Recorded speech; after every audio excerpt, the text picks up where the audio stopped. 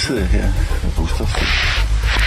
Det er et lille skur med et rødt skilt, hvor der står parkeringsafslag forbudt.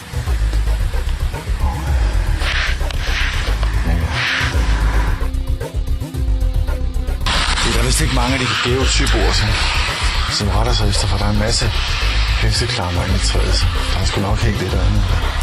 Og det er der blevet pillet ned igen, fordi kommunen der er her, når reglerne skal overholdes. Det kan ikke noget af borgerne, som selv bestemmer, hvad de vil. Okay.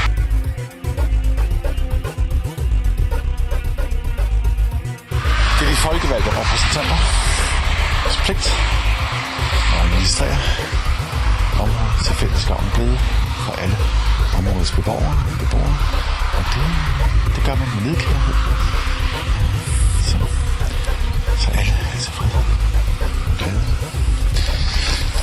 Når man kommer ned fra Park her, der går ud på landvejen her, 539 mod den ene vej mod Øre, den anden mod Tisted.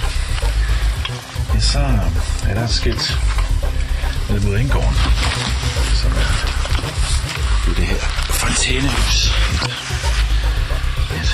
Et anderledes psykiatrisk tiltag i det er over for USA. Tilvendt den danske mentalitet. Og det vil jo gerne have nogle skilte deroppe, der kunne vise vej ned til Indgården, fordi det er ikke sådan lige at finde.